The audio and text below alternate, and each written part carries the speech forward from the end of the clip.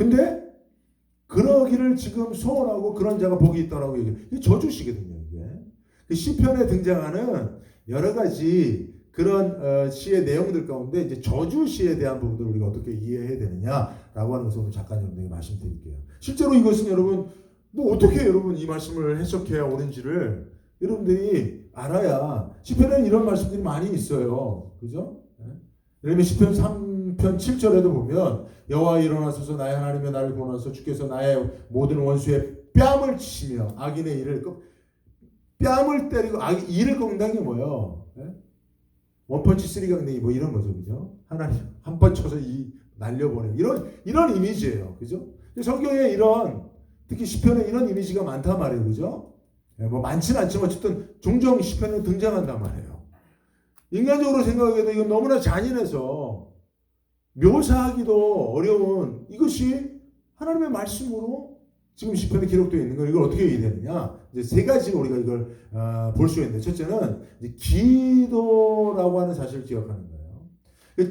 우리가 하나님과 기도하는 것은 아주 은밀한 내밀한 둘만의 하나님과 우리의 관계만의 행위라는 사실인 거죠. 그죠? 그래서 여러분 마태복음 6장 6절에도 보면 너는 기도할 때 내 골방에 들어가 문을 닫고 은밀한 중에 계신 내 아버지께 기도하라는 거예요. 은밀한 중. 근데 이게 여러분 여기서 보면 은밀한 중에 계시다는 게 사실 하나님 숨어 계신다는 거예요. 그것은 하나님 여러분 숨어 계십니까? 그러니까 하나님 숨어 계시니까 어디 하나님 숨어 있는데 찾아가서 기도하라 그런 내용이 아니고 우리 안에 감춰져 있는 숨겨져 있는 그 내밀하고 그러나 분명히 존재하는 우리의 안에 감정들이 있는 거죠. 생각들이 있는 것이죠. 상처들이 있는 것이죠. 그죠? 그런 것들을 가지고 하나님 만나라는 거예요. 그 은밀한 사람은 여러분 10개를 물속은 알아도 한 개를 사람 좀 모른다잖아요. 그만큼 사람 마음속에 은밀히 포장되어 그 안을 들여다볼 수 없는 속이 있단 말이에요. 그죠? 그런 것들을 가지고 결국 은밀한 중에 계시다는 하나님의 그 계시는 은밀함은 우리가 해석한다면 어디예요? 우리 마음속 은밀한 곳이에요. 그것에 하나님을 초청해서 그것을 하나님 앞에 알아야 된다는 겁니다. 그래서 기도를 통한 감정 해소를 해야 된다는 거예요. 기도를 통한 감정 해소를 해야 된다는 거예요. 그죠? 여러분 이 감정 해소라고 하는 말 아십니까? 이 프로이드가 사용한 개념인데 트라우마에 맞닿는 정동을 해방시키고 병적인 증상을 감정적으로 방출시켜 해소하는 거예요. 어려운 표현이지만 뭐냐면 우리가 누군가의 상처를 받습니다. 지금 여기 보면 에돔에 의해서 형제라고 믿는 에돔이 바벨론과 연합군을 조직해서 이스라엘을 무너뜨렸어요. 그러니까 바벨론보다 더 미운 게 에돔인 거예요. 그러니까 이스라엘이 그 에돔에 의한 트라우마가 있는 거예요. 상처가 있는 거예요. 트라우마라는 상처란 뜻인데 상처가 있는 것이죠. 그죠?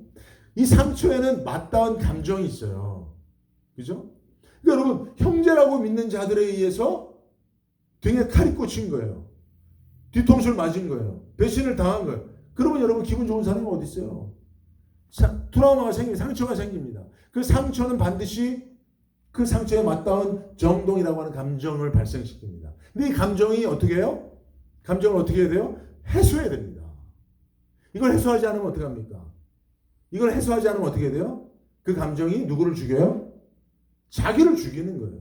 그래서 우울증에 걸리는 거죠. 공황장애에 걸리고 자기의 인격과 심령이 피폐되는 거예요. 자기를 죽이는. 그래서 결국은 그 질병이죠, 그게. 그래서 극단적인 선택까지 나아가는 과정이 다 그런 거예요. 그래서 이것을 해소해야 됩니다, 여러분. 이 감정을. 이걸 꽉 누르면 자기를 죽이는 거예요. 근데 이것을 누구한테 해소해야 됩니까? 사람한테 해소하면 어떻게 돼요? 누굴 죽여요? 나는 살고 상대를 죽이는 거예요. 그래서 이거를 자기한테 꾹 안고 있는 사람들은 나중에 자기가 죽고 이것을 사람들에게 표출하는 사람은 누가 죽어요? 누가 죽어요? 여러분들의 아버지들이 여러분들의 어머니들에게 여러분들에게 표출해서 누가 죽은 거예요? 어머니가 죽고 자식들이 죽는 거예요. 심령이 생명이 죽는 겁니다. 이게. 그런 아버지는 잘 살고 오래 사세요. 그러나 그렇게 고통받은 어머님들은 일찍 돌아가세요. 죽는 거거든요. 그러면 어떻게 해야 돼요? 자기에게도 그걸 해소하면 안 되고 상대방에게도 해소하면 안 돼요. 다 죽이는 일이니까. 누구한테 해야 됩니까? 이걸 하나님 앞에 해야 되는 거예요.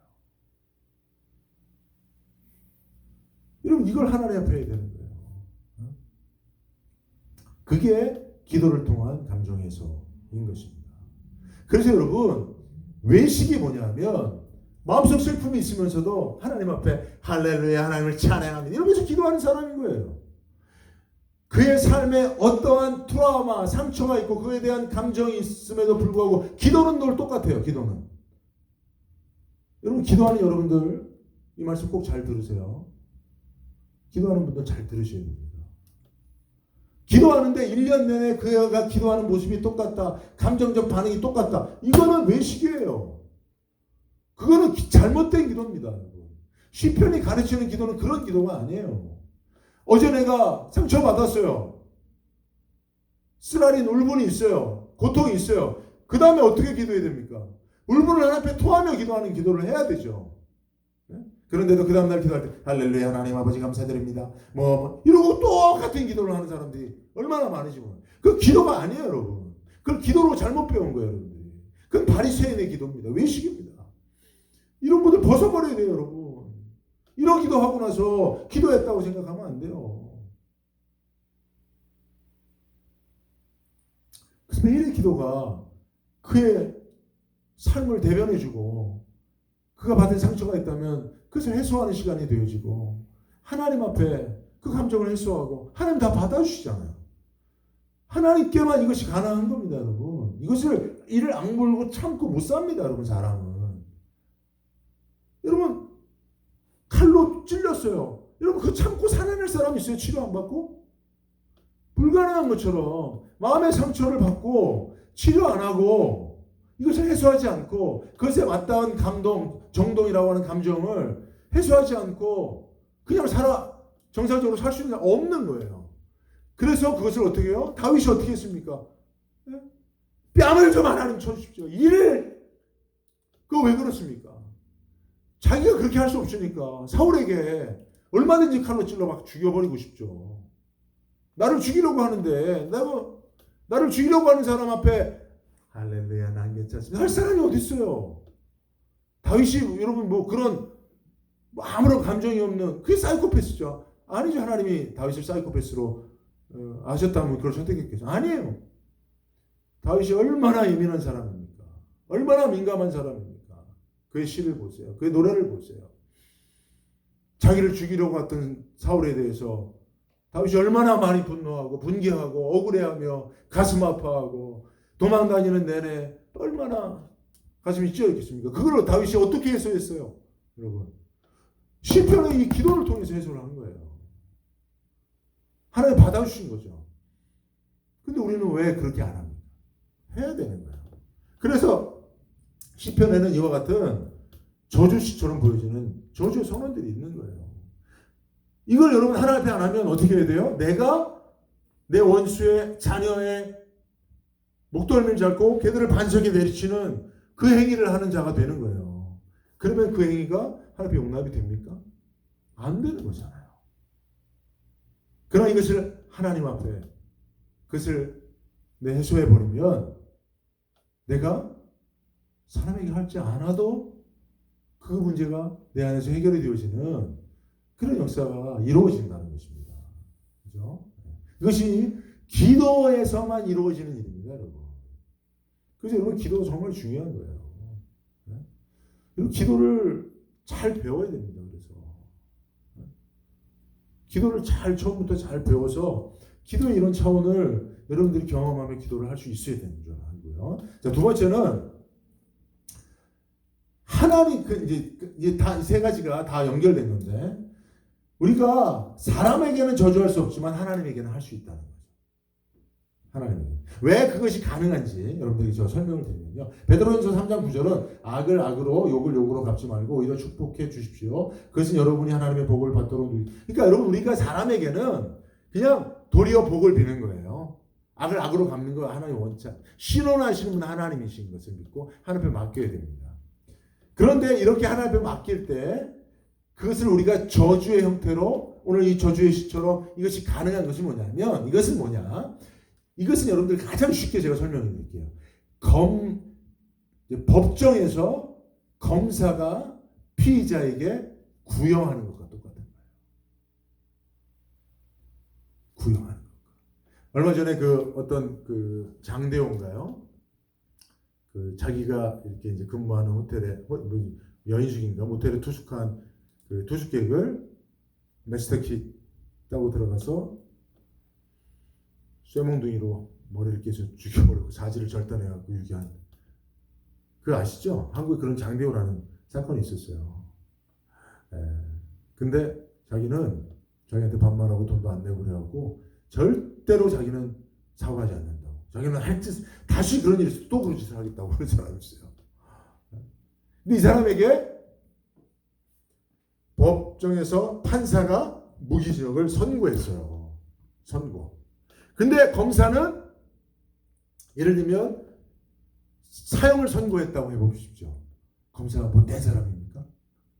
어떻게 인정사정도 없이 인정머리도 없이 그렇게 얘기 안 하죠, 여러분. 그죠?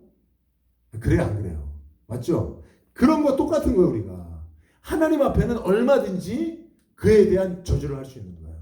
그러나 그것이 최종적 선언이 아님을 우리는 아는 거죠. 최종적 선언 누가 하는 거예요? 하나님이 하시는 거죠. 하나님이 법정의 판사로서 하나님께만 그에 대한 모든 저주의 선언이 유효함을 믿고, 그러나 나는 검사 입장에서, 그죠? 피의자에게 하나님 앞에 검사처럼 구형하는 거예요. 여러분, 구형과 선고의 차이를 아시죠? 구형하는 거예요. 그거는 얼마든지 가능합니다. 그죠? 그리고 항상 세상 법정에서도 보면 구형보다 선고의 형량이 적어요. 구형은 훨씬 엄하게 합니다. 맞죠? 그런 거예요. 그런 의미로 우리가 하나님 앞에, 근데 이것은 왜 하나님께만 가능하냐면 하나님만이 유일하신 판단하시는 권을 가지고 계신, 선악을 분별할 수 있는 권을 가지고 계신 하나님이시니까요. 재판장이시니까. 무슨 말인지 이해하시겠죠? 그러니까 하나님 앞에 우리가 누군가에 대한 이런 검사처럼 구형할 수 있는 거예요. 하나님, 저를 사형에 처해 주십시오. 이런 식으로 구형하는 거예요. 그러나 그것이 확정적 판결이고 하나님이 그것에 동의해야 된다라고 하는 게 아닌 거예요. 그죠? 그게 두 번째 이 저주시의 의미일 수 있고요. 그러면서 자연히 세 번째는, 그렇다고 한다면 우리가 하나님 앞에 이 저주시를 이해할 때 이것은 개인적 보복의 차원이 분명히 담겨져 있겠지만 큰 의미 속에서는 하나님의 정의의 선포라는 거죠. 하나님의 정의를 구하는 거라는 거죠. 무슨 말인지 이해하시겠죠? 우리가 구형을 하더라도 결국은 그 구형의 의미는 뭡니까? 판사이신, 그러니까 법정에서 유일한 판결의 권을 가지고 계시는 판사에게 정의를 구하는 거잖아요. 그죠? 정의로운 판결을 구하는 거잖아요. 그죠? 검사의 구형은. 그런 의미처럼 우리가 오늘 말씀해 주셔서 보십시오. 8절을 보면 내가 우리에게 행한 대로 내게 갚는 자가 유복하다. 그러니까 하나님 앞에 구하는데 뭐냐면 그냥 하나님, 내가 나를 한 대 때렸으니까 하나님 저 죽여버리세요. 이렇게 하는 게 아니고, 그렇게 하는 게 아니고, 저가 내게 행한 대로 하나님이 갚아주시는, 그죠? 정의라는 게 뭐예요? 정의라는 게 뭐죠? 정의로운 판결이라는 게 뭡니까? 그가 행한 것에 합당하게 대우하는 게 정의입니다. 그죠? 중보를 지은 사람에게 무죄를 선고하는 거 정의가 아니에요. 그죠? 무죄한 사람에게 중죄인의 벌을 하는 이 정의가 아닌 거예요. 그죠? 그러니까 지금 이것은 그가 행한 대로 하나님께서 판결해 달라고 하는 하나님의 정의의 실현, 이것을 요청하는 거죠. 이 저주시에는. 그런 의미가 담겨져 있다. 그죠? 네. 그래서 저주시는 이런 세 가지 의미, 각계로 해석이 가능하지만 사실은 이것은 하나의 의미로 또 우리가 이해하고 받아들일 수 있다는 것이죠.